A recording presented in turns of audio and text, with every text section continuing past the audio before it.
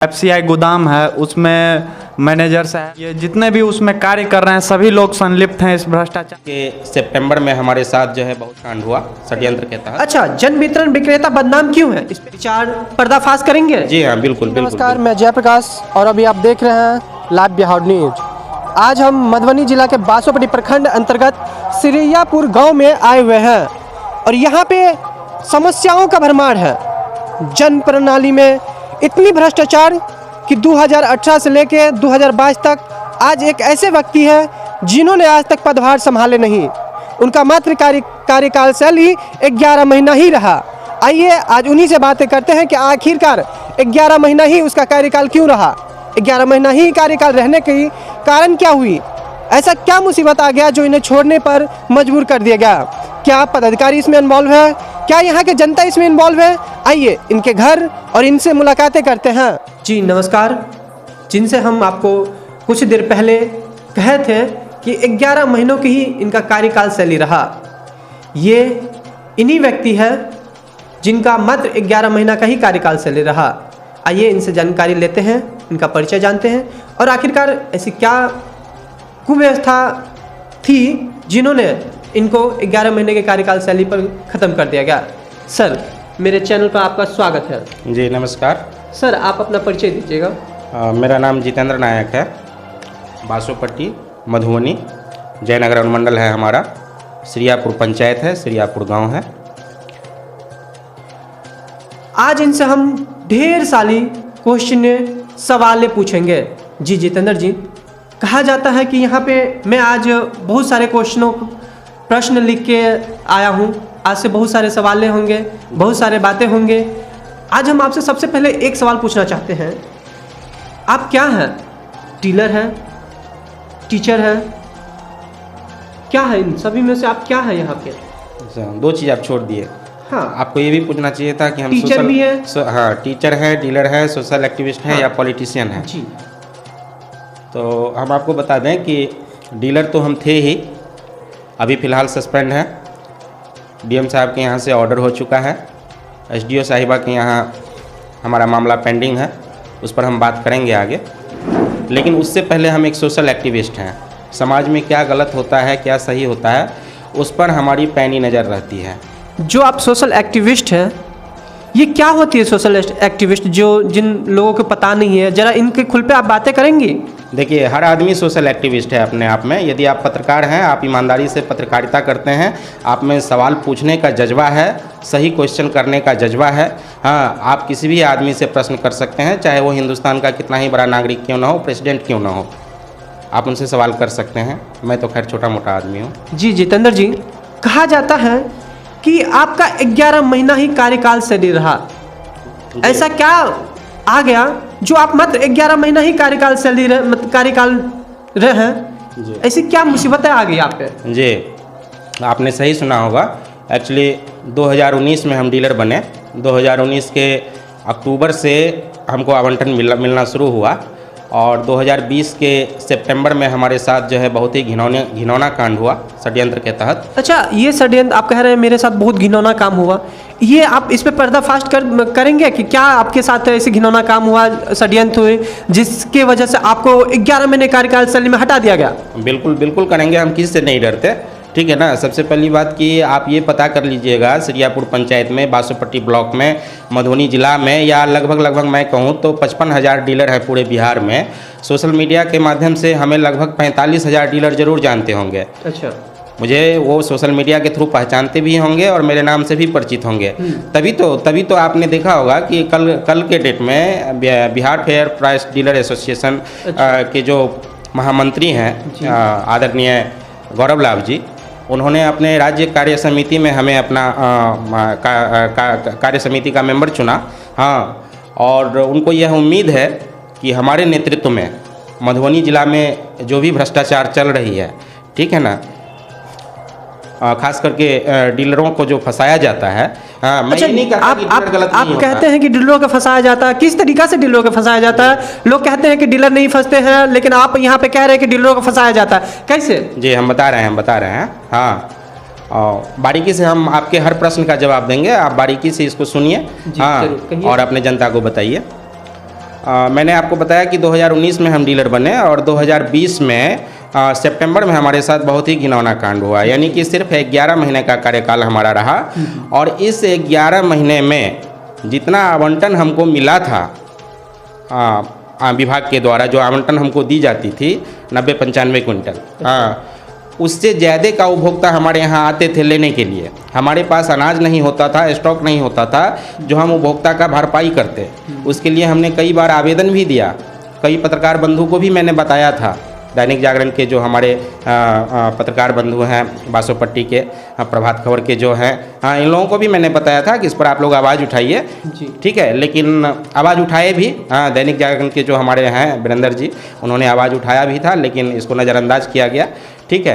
तो हम आपको बता रहे हैं कि हमारे साथ जो कांड हुई, उसका पहला कारण ये था कि बासोपट्टी में डीलरों के यहाँ जो माल जाती थी गाड़ी से, ट्रांसपोर्ट से, उसका पर वैन किराया लिया जाता था 800 रुपया पर वैन। अच्छा। जो कि सरासर गलत है, इसका कोई प्रावधान ही नहीं है, बिल्कुल नहीं। अब मेरा कहना ये था कि भाई ये पुराने डीलर जो किए उसका परिणाम हम क्यों भुगते हैं? जी जरूर। हम नए डीलर हैं, शिक्षित बेरोजगार थे, मजबूरी था इस विभाग में आना, सो हम आ गए। तो मैंने इसका विरोध किया। अच्छा। मैंने नहीं दिया, ड्राइवर को मैंने साफ साफ मना कर दिया। और मैं आपको एक बात कहना चाहता हूँ, ये बहुत बड़ा गेम है। अच्छा। इस गेम में जो है गोदाम ट्रांसपोर्ट का जो ड्राइवर है, अच्छा, ड्राइवर से लेकर गाड़ी मालिक से लेकर गोदाम प्रबंधक से लेकर ये सारे के सारे लोग जो हैं उस समय के जो प्रमुख थे, हाँ, और भी नेता रहे होंगे, ये सब के सब इन्वॉल्व थे। अच्छा। ठीक है, मैंने उसको बैन किया। ये आप बासोपट्टी ब्लॉक के तमाम डीलर से पूछ लीजिएगा, मुझे कहने में कोई हर्ज नहीं है। मैंने आपको पहले भी बताया, हाँ, कि जितेंद्र नायक एक समझिए आईना है, ठीक है। हम समाज को चाहते हैं कि जागृत करें, समाज सच को समझे। बस मैंने बैन किया, वहीं से हमारे खिलाफ षड्यंत्र शुरू हुआ। अच्छा। जब आप माल गोदाम गाड़ियों पे गेहूं चावल लाद दिया जाता था और डीलरों के पास दे दिया जाता था, तब ऐसा यह धांधली हुआ और उसी क्रम में आपने इस पे आवाज़ उठाई, जिसके क्रम में आपका कार्यकाल शैली 11 महीने तक ही रहा। यही है। देखिए, सबसे पहले आप लोगों को एक बात समझनी होगी कि उस डीलर पर कार्रवाई कम होती है जो असल में गलत करते हैं, कार्रवाई उस पर होती है जो सही तरीके से काम करते हैं। और मेरे पास सवाल हैं और आपसे हम पूछते हैं, अच्छा, जन वितरण विक्रेता बदनाम क्यों है? इस पे आप कोई विचार पर्दाफाश करेंगे? जी हाँ, बिल्कुल। ये जन वितरण प्रणाली विक्रेता बदनाम है, इसमें कोई शक नहीं है। और इसका श्रेय जाता है ये सारे के सारे जो पुराने डीलर थे, पहले ज़माने में जो लोग डीलर बनते थे तो कोई वैकेंसियाँ नहीं आती थी, ठीक है। ये लोग पता लगाते थे कि कौन से ब्लॉक में या कौन से अनुमंडल में सीट खाली है, कौन से पंचायत में सीट खाली है, और ये अपना अनुमंडल पदाधिकारी से संपर्क करके, हाँ, उस टाइम में जो है दबंगता के बल पर या जैसे भी कहें जो सिचुएशन था उस समय, ये जो है अपना लाइसेंस प्राप्त कर लेते थे। पहले रजिस्टर वाली सिस्टम थी, पॉस मशीन नहीं था, ठीक है। मान लीजिए किसी डीलर को 200 क्विंटल अनाज मिलता था तो वो 50 क्विंटल मात्र बांटते थे, 150 क्विंटल का जो है घप होता था। अच्छा। ये 150 क्विंटल, जी हाँ, ये 150 क्विंटल अनाज जो है उपभोक्ता को नहीं मिलता था। क्या आज भी यह चीज होता है? क्या आपको इसके बारे में पता है या होता भी है कि नहीं? नहीं, आज के डेट में ऐसा संभव नहीं है, क्योंकि पॉस मशीन जो है ये सबसे बड़ा हथियार है। और हम जो लड़ रहे हैं अभी तक, जी, वो पॉस मशीन के दम पर ही लड़ रहे हैं। अच्छा। जी हाँ, हमारे खिलाफ, हम आपको बता दें कि हमारे खिलाफ पुख्ता सबूत हैं, ठीक है ना। हम इतने सारे सबूत पेश करेंगे, अगर हम चाहते तो उसी समय में हम जो है तमाम मीडिया भाई को बुला करके जो है इसका पर्दाफाश कर सकते थे। अच्छा, आप बोल रहे हैं अभी सबूत पेश करेंगे, क्या आप सबूत हमें दिखा सकते हैं? अभी आप दिखाइए, ऑन पेपर दिखा सकते हैं हम, दिखाइए। आप हमको समय दीजिए, हम पेपर ला रहे हैं। जरूर।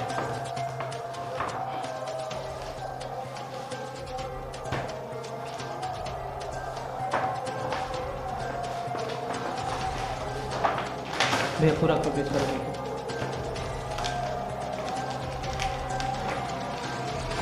जी बताइए, क्या सबूत चाहिए आपको? जी, आप बोल रहे थे सबूत के बारे में बोल रहे थे, आप सबूत मेरे कैमरामैन पर्सन राजा भैया को दिखा सकते हैं, दिखाइए। जी, मैं आपको बताऊं, मेरा जो केस था, ठीक है, डीएम साहब के यहाँ से ऑर्डर हो चुका है। एसडीओ साहिबा जयनगर के यहाँ हमारा मामला पेंडिंग है, वहाँ से एक स्पष्टीकरण पूछा गया था जिसका मैंने जवाब दे रखा है। और इस पर जो भी मेरे खिलाफ आरोप लगाया था उस सब आरोप का जवाब मैंने बारीकी से दिया है इस पत्र के अंदर। मुझे उम्मीद है कि हमारे जो एसडीएम साहिबा है बेबी कुमारी जी, वो बारीकी से इसको पढ़ेंगे और मुझे न्याय मिलेगा। और सबूत कोई है और कुछ आप दिखा सकते हैं ताकि पब्लिकों को लगे कि हाँ आपने इस पे काम कर किए हैं, आप बेफालतू में बदनाम है। हम बता रहे हैं। हाँ, आप और चीज़ दिखाइए। बता रहे हैं आपको। जब आप इसको सारा पढ़ेंगे तो आपको खुद ही समझ में आ जाएगा। जी मैं तो पढ़ लूँगा। हाँ, लेकिन हम आपको बता रहे हैं कि हम पर आरोप क्या लगाया। अच्छा हाँ, मैं एक क्वेश्चन पूछना भूल गया हूँ। मैं इनसे स्पष्टीकरण के लिए जानना चाहता हूँ कि इन पे आखिरकार यह बदनामी क्यों लगा, क्या है? अच्छा आप पे बदनामी लगा, किस तरीके से बदनामी लगा? देखिए, हम पर ये आरोप लगाया गया कि हम जो है किसी व्यापारी को अनाज दिए थे, अनाज वो हमारे यहाँ से खरीद कर ले गया था। हम पर ये आरोप लगाया गया। मेरा कहना यह है कि हमारे यहाँ से अनाज ले गया था, ये सच है, लेकिन वह अनाज पीडीएस का नहीं था, वह मेरा अपना अनाज था। हम ये कह रहे हैं कि मान लीजिए हम गृहस्थ आदमी हैं, किसान आदमी हैं, ठीक है, हम डीलर थे तब भी खाते थे, डीलर नहीं थे हम तब भी जीते थे, हमारे बच्चे तब भी मतलब जी रहे थे। हाँ, तो हमारे घर में भी तो अनाज होता है, हम वैसे भी तो अनाज बेचते हैं। तो जो अनाज हम व्यापारी को दिए थे वह हमारा अपना अनाज था, ना कि पीडीएस का। इनका कहना है कि जो जिस पे यह आरोप लगाया गया था, एक अनाज की वजह से इन पे आरोप लगाया गया था। ये एक किसान फैमिली से बिलोंग करते हैं। हो सकता है इन्होंने यह अनाज जो अनाज उपजाए होंगे उसमें से वह दिए होंगे। हो भी सकता है जब यह डीलरशिप में होंगे तो उसमें से भी दे सकते हैं, उसमें से। और एक चीज़ आपको बताना चाहते हैं, आरोप पत्र जो हम पर लगाया गया तो एमओ साहब हमारे हर्ष हरी जी थे, जो सीओ साहब हैं हमारे बासोपट्टी के, वो थे एमओ के प्रभार में उस टाइम। अच्छा। लेकिन हमारी जो जांच हुई तो हर्ष हरी जी जांच में नहीं आए, हमारे यहाँ जांच करने के लिए आए थे सुमित कुमार बैठा जी करके हैं, ये लदनिया के प्रभारी थे, आपूर्ति पदाधिकारी। अच्छा, बासोपट्टी के जो वर्तमान में सीओ हर्ष हरी हैं वो क्यों नहीं आए? अब ये हमें नहीं पता वो क्यों नहीं आए, क्या था नहीं था। हमारे यहाँ बेबी कुमारी जी भी जांच में नहीं आई थी, हमारे यहाँ जांच में आए थे गोविंद कुमार जी जो अपर अनुमंडल पदाधिकारी हैं, बेबी कुमारी नहीं आई थी। अच्छा। बेबी कुमारी उस समय नई पोस्टिंग ही हुआ था उनका जयनगर में, उससे पहले जो अनुमंडल पदाधिकारी थे शंकर सरनोमी जी, हाँ, हम उनका बहुत ही रिस्पेक्ट करते हैं, आज भी रिस्पेक्ट करते हैं। मधुबनी के डीएम साहब थे सिरसत कपिल अशोक जी, हाँ, आज भी हम उनका उतना ही रिस्पेक्ट करते हैं। बासोपट्टी के बीडीओ साहब थे मनीष कुमार सिंह, आज भी हम उनका रिस्पेक्ट करते हैं। उस समय उन लोगों के समय में कुछ भी नहीं हुआ मेरे साथ। जब उन लोगों का कार्यकाल सही रही उस समय में ऐसा कोई धांधली नहीं हुआ। जैसे ही उन्होंने अपना पदभार छोड़ दिए उसके बाद बासोपट्टी में बहुत ज़्यादा धांधली होना चालू हो गया, दलालों का आना चालू हो गया, इसी की वजह से आपको फंसा दिया गया। जी हाँ, सच ये देखिए, हम आपको बारीकी से यही समझाना चाहते हैं कि आरोप जो हम पर लगाया गया वो ये लगाया गया कि हमारे यहाँ से 8 बोरा अनाज ले गया। अच्छा। और जब्त हुआ 2 ही बोरा।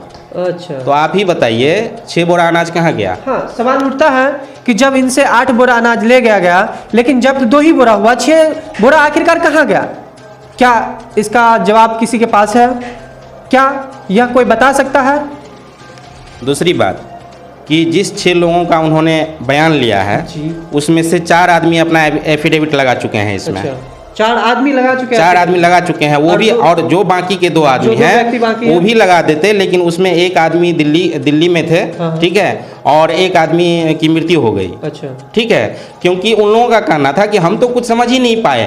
हमको राम बहादुर ठाकुर एक शख्स हैं जिन्होंने हम ये सारा खेल खेला, ठीक है ना, हमारे साथ, हमारे गाँव के ही हैं, हाँ, पुरवारी टोल में घर है उनका, हाँ, और बासोपट्टी के लगभग लोग जानते होंगे राम बहादुर ठाकुर को, श्रीयापुर पंचायत के लोग तो जानते ही हैं, मुकेश ठाकुर के पिताजी हैं। जी। ये राम बहादुर ठाकुर और दीपक ठाकुर, ये दोनों मेन जो है षड्यंत्र करता थे, और यही लोग जो है इनको भला फुसला करके, झूठ मूठ कह करके, ये लोग समझ ही नहीं पाए। ये सारे ऐसे लोग हैं जिनसे ये कहलवाया गया कि हम कम अनाज इन लोगों को दिए या जो भी, हाँ, ये कुछ समझ ही नहीं पाए मामला को। अच्छा। अगर ये समझ पाते तो आज भी ये मेरे घर आते हैं, मेरे साथ इनका खाना पीना है, सब कुछ है, मेरे साथ उठना बैठना है, इनके दुख सुख में हम शामिल रहते हैं, ठीक है। अगर सो होता तो ये कभी भी ये बयान नहीं देती। ये सब के सब जो है अपने बयान को वापस ले चुकी है, ठीक है, कि हम समझ नहीं पाए। और आज यहाँ के जनता, सिरियापुर का जो आम उपभोक्ता है वो परेशान है, इतने परेशान है कि यहाँ से आप सोचिए कितना भ्रष्टाचार है। सिरियापुर के डीलर हम हैं और एक अर्चना कुमारी है। अच्छा, लेकिन सिरियापुर के लोग अनाज लेने के लिए जाते हैं भगवानपुर। भगवानपुर यहाँ से 6 किलोमीटर है, नरेला यहाँ से 7 किलोमीटर है। अच्छा अच्छा। वहाँ जाता है यहाँ का उपभोक्ता अनाज लेने के लिए। यहाँ का उपभोक्ता दूसरे पंचायत के डीलर से अनाज लेने के लिए जाता है, क्यों? यही सवाल हम आपसे पूछना चाहते हैं, आखिरकार क्यों? ऐसा क्या कुव्यवस्था है जिसके वजह से सिरियापुर के लोग दूसरे पंचायत में जाके अनाज लेते हैं? आखिरकार क्यों सिरियापुर के पंचायत में अनाज नहीं मिल पाता? इसकी क्या बड़ी वजह है, आप बताएंगे जरा, इस पे पर्दाफाश करेंगे? हाँ, हम बता रहे हैं ना। एक्चुअली हम जो डीलर थे तो यही हुआ था ना, उस समय में जो पैक्स डीलर थे राम नरेश ठाकुर बेलौना के, उनका उपभोक्ता जो है हमसे अनाज लेना शुरू कर दिए थे, ठीक है। भैया पट्टी के जो डीलर हैं चंद्रशेखर सिंह, उनकी मृत्यु हो गई, ठीक है। उनका बेटा मेरे साथ गाली गलौज एक बार कर चुके हैं, पता नहीं क्यों, हाँ, क्या उनके मन में आया नहीं आया। हाँ, उन लोगों का उपभोक्ता जो है हमारे यहाँ आ जाते थे अनाज लेने के लिए। तो मैंने बताया नहीं आपको कि देखिए, पदाधिकारी गलत नहीं है और ना ही डीलर गलत है बिचौलिया, जो बीच में रह के दूसरे को लोगों को काम करवा देते हैं। यही लोग इसमें इन्वॉल्व है, इसमें उन्हीं लोगों को गलती ठहराया जा सकता है। नहीं, ये काम नहीं करवाते हैं ये लोग शोषण करते हैं। हम आपको बता रहे हैं, हाँ। पहले जो पुराने वाले डीलर थे, मैंने आपको बताया पहले भी जरूर। कि उनको जो आवंटन मिलता था, जैसे मान लीजिए किसी डीलर को 300 कुंटल अनाज मिला बांटने के लिए, तो वे लोग क्या करते थे, 100 कुंटल अनाज बांट दिए, 200 कुंटल अनाज गोलगप कर दिए। अच्छा जी, वो खा गए। उसमें मिली भगत होता था गांव के पंचायत के कुछ दलालों का, जिसको हम बिचौलिया कहते हैं, ठीक है। इन लोगों की मिली भगत होती थी उस डीलर के साथ, समझ गए? जी जरूर। और ये बिचौलिया जो है, इसको लगता है कि आज भी वही सिस्टम है, इसलिए ये नए डीलर पर भी हावी होता है। हाँ। तो मेरे जैसा डीलर जिसको इस डीलरशिप से कुछ होना जोना नहीं है, समझ रहे हैं बात? जी समझ रहे हैं।